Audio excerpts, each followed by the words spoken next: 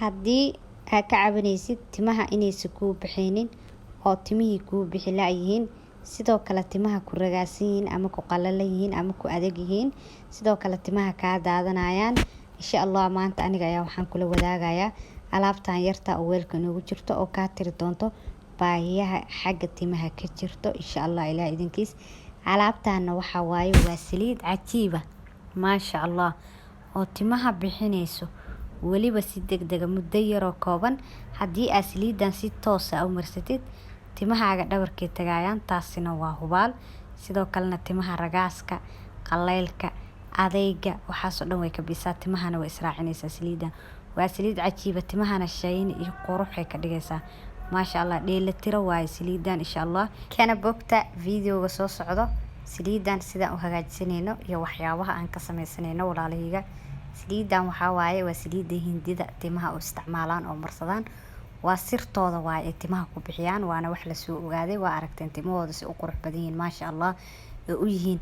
Marka waxaa waaye aniga sir walba aan ka daba geenayaa alaabtan jag isku soo siiya insha Allah timaha sidaas oo kale inay noqon doonaan insha Allah ilaa idinkiis dadaalana mar walba wuu gaaraa. Assalaamu calaykum waraxmatullaahi wabarakaatuh. Asxaabta ku xiran Najax Kitchen and Beauty soo dhawaada walaalahayga meel walba aad joogtiin dhammaantiin ku soo dhawaada channelkeena Najax Kitchen and Beauty uga barateen isqurxinta dabiiciga oo walaashin hadini 10 kale cusub ayaa walaalahayga maanta inoo wada sida ku soo daawateen qaybta hore videoga oo ka soo bogateen. Maanta waxaan sameysanaynaa saliidan yarta oo weelka inoogu jirto oo timaha hadda dheelitiraysa walaalahayga insha Allah.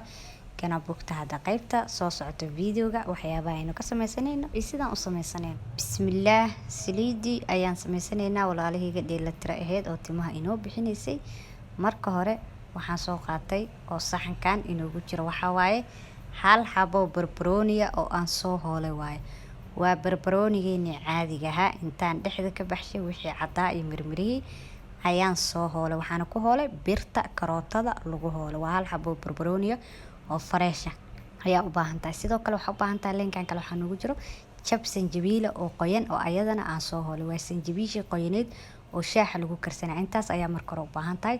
Waxaan soo qaatay digsi ayaan soo qaatay aan saliideena aan ku karsano. Barbaroonigii ayaa marka hore aan ku shubay.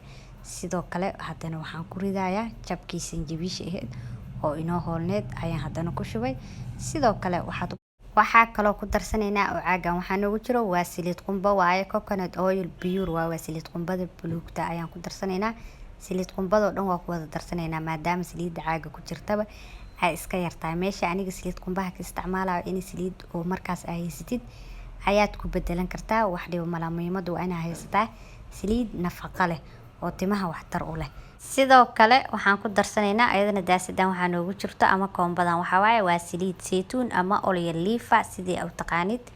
Ayadana waxaan ku darsanaynaa wax yar ayaan ku darsanaynaa oo qiyaas kama badinayno maadaama marka hore aan qumbo fiican ku soo darnay saliidii waan ku soo daray oo ahayd saliid saytuunka.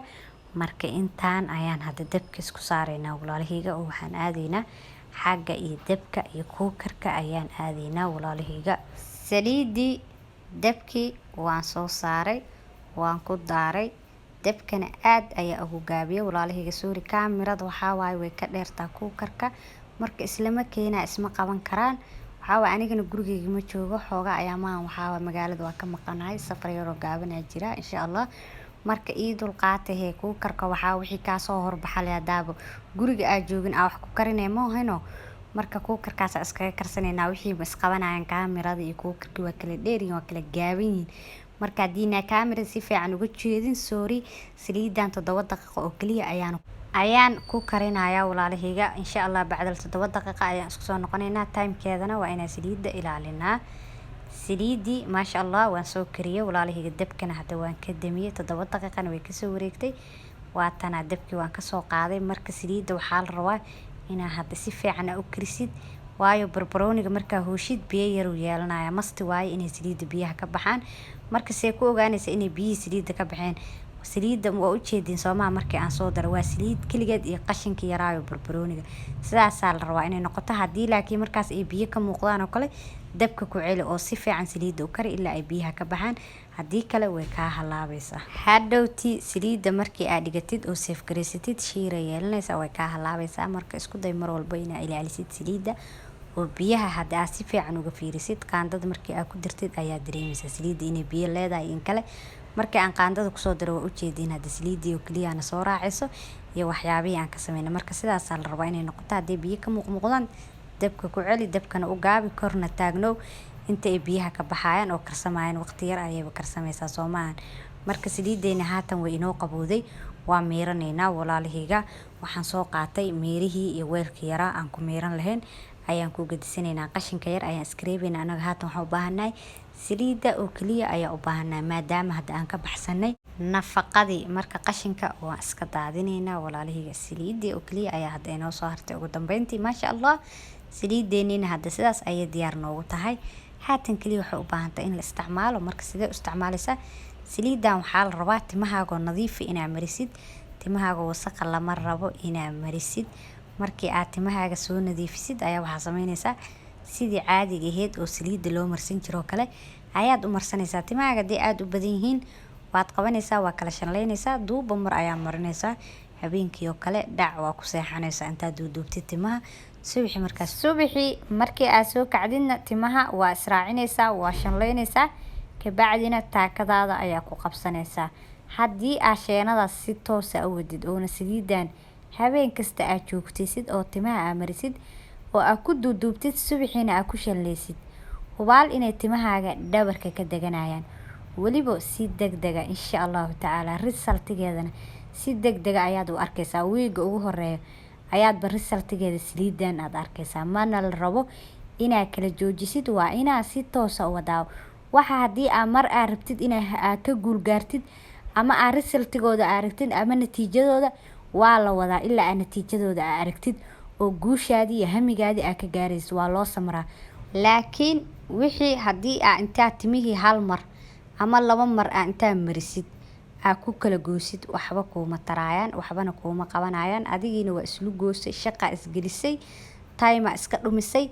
wixiina hadde sidii la rabo maada u isticmaalin, marka kuuma shaqeynaa. laakiin haddaa si toos u wadid risaltigeeda horey ayaad ka arkaysaa oo aad joogtaysid. marka walaalahayga isku daya insha allah waxyaabaha inii soo geliyo ama alaabaha dabiiciga saliid haday ahaan lahayd, haddii waxyaabaha jirka ama korka la marsana ahaan lahayd, inaad u dulqaadatiin oo u samirtiin si aa hadafkii iyo guushii meeshii loo socday aa u gaartiin insha allah. intaasina waa dardaaran walaalahayga. saliiddaana waxaa waaye sheena yar oo fadhiso oo cagayo lugale waaye.